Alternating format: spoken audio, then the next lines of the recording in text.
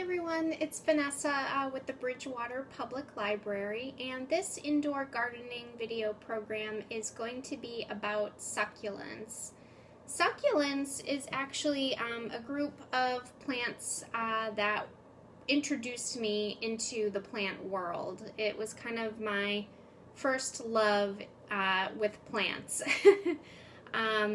They're so great, they're so easy pretty much to take care of, and I think they're really great for beginners that are interested in having more indoor plants in their house. So I'm going to explain a little bit about them, just some basics, so that you get an idea of what succulents are all about.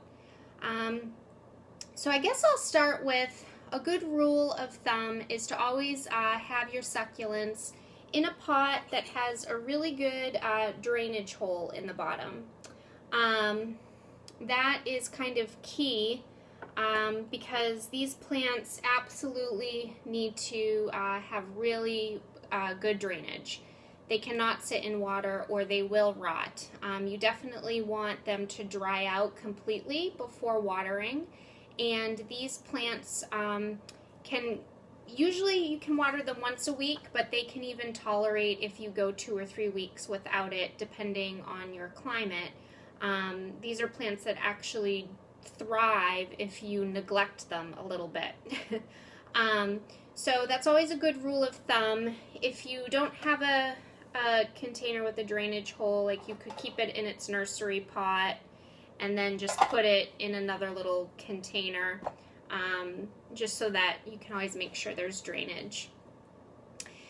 You can use for soil a cactus and succulent soil. I do recommend though that if you use the standard cactus succulent soil, you mix it with perlite or pumice. You're going to want to do like a 1-to-1 ratio mix because again, these plants really like to have like porous, well-draining soil. The other good option to use for soil is like a bonsai gritty mix, which actually is what this one is in, and it's almost like these little pebble chips type mixture. And because these little pebbles are larger particles, that actually also helps make sure the water drains right through properly. So a bonsai mix, which you can find in garden plant stores or online, works really well too. And if you're a beginner, you may want to think about starting with a mixture that's usually used for bonsai trees and plants. Okay, so the next thing would be watering. And like I said, these guys would do, less water is better. So I have some, I use usually a standard just watering can with a long spout, and I just do a little bit right in. But sometimes, especially with like smaller succulents, if this seems too large or you feel like that's gonna overflow, you can also get like a teeny tiny little squeeze bottle. There's a lot of like succulent gardening kits that will come with this, and you can just kind of squeeze the water in, and it gives you a little bit more accuracy of how much water you're putting in, because you really don't want to overwater. But don't be afraid to water either. They do need water. Another rule of thumb is they say to like water deeply, like once you see it coming out of the bottom, stop, let it dry out. Some of the other types of succulents that have, which you won't be able to tell, but like this is a Kalanchoe tomentosa, and it has very fuzzy, soft leaves. It's actually the first succulent that I purchased. And when they have fuzzy, soft leaves, you don't really want to get those wet. So you really want to make sure that when you're watering, the watering can spout is hitting the dirt directly versus you just pouring water all over the leaves. This is also known as like a panda plant, very soft and a fun plant. Okay, so watering, that kind of covers the watering. And then in terms of light, succulents need a ton of bright light. Ideally 6 to 10 hours every day. And you definitely want to put it in more of a southern exposure window if you have that. Luckily I do, and so a lot of my succulents do pretty well. You can also use a grow light, and that will help too, to make sure that they're getting enough sun and light. Sometimes in the summer months, depending on the different type of succulent, sometimes the leaves can get a little bit scorched or sunburned. They'll get like markings. Then you just want to kind of pull it back a little bit from the window. There's some succulents that do better in bright sun, some do better in less. Like Haworthia, I've got two here. These guys do better in a lower light.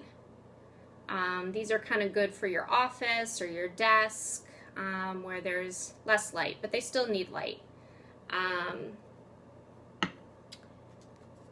So the other thing that can scorch or get their leaves sunburned is if you water them and then stick them in the window, sometimes if the water droplets are sitting in between the little leaves of the succulent, then the sun hitting the water, it can actually burn the leaves. So when I water them in the mornings, I sometimes will take a little paper towel and just dab it in case water did get on them, so that it doesn't ruin the leaves of the succulent by getting sunburned. You can use fertilizer. They have succulent fertilizers. You can probably do that once a month. I think it's a good idea. You have to dilute it with water. And there's been some succulents where I thought they were definitely dying, gone, and then I used fertilizer and it came back. So I do recommend that. I also always recommend distilled water, or if that's hard to get, filtered water, or use your tap water, but leave it out for a while in your watering can, let it sit for a bit, and then that way the chemicals and stuff, from what I hear, kind of settle to the bottom. So that kind of covers light and fertilization. In terms of if these can be toxic to pets, some of them can be, so not all of them, but some of them. So you want to definitely learn the name of your succulent, whichever one you buy, and see if it's toxic to your pets. You can use a plant identifier app, or you can just ask when you purchase the plant if it's not labeled. The other thing to know is that some of them can get pests. The most common is mealy bugs, and it's pretty easy to treat. You would just dab it with a Q-tip that's dipped in rubbing alcohol to remove a mealybug or mealybugs. And if you do find mealybugs on your succulent, you definitely want to isolate it away from the rest of them, because mealybugs can become quite a problem. And if you aren't familiar with mealybugs, they look like white little cottony bugs. So be on the lookout for those.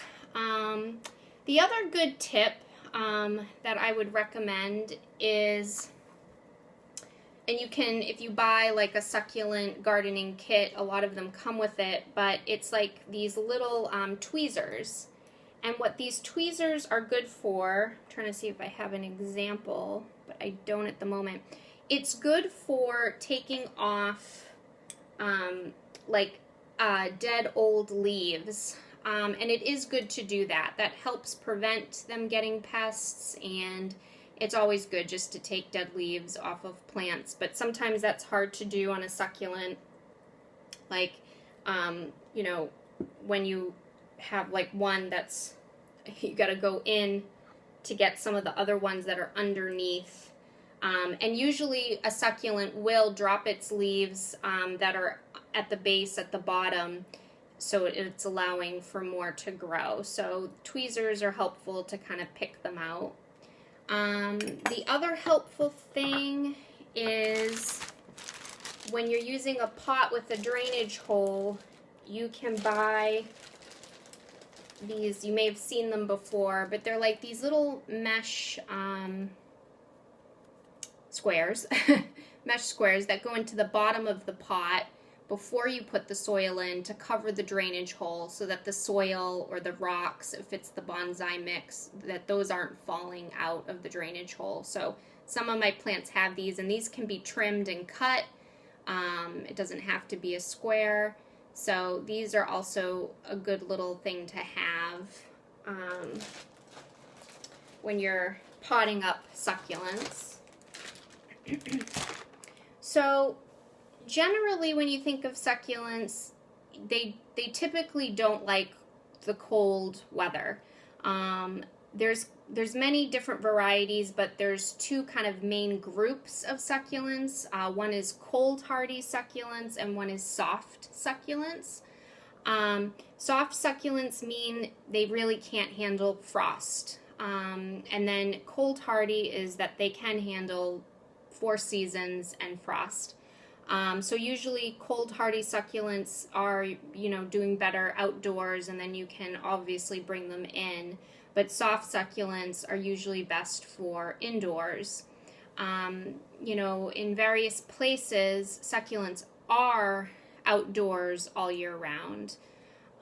So it depends on the weather. And if you aren't sure if your succulent is a soft or cold hardy, you can always, again, use like a plant identifier, learn the name, and then look into that to see what it can tolerate. Because overall, though, they really like a lot of bright light and sun.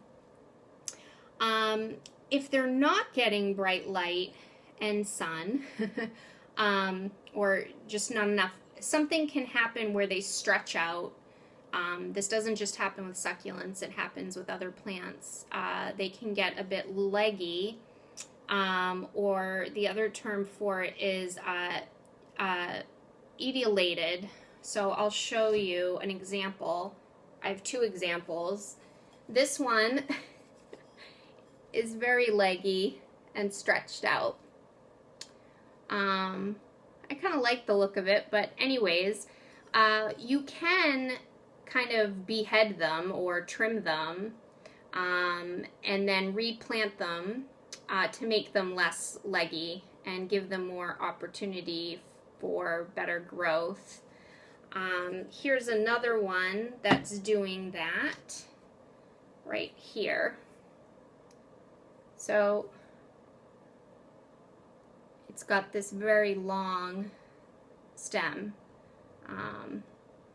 And when you do behead them or trim them, you want to make sure what you're trimming with, your pruning shears or scissors, is sterile with rubbing alcohol, and then you trim it and let it dry out for a bit.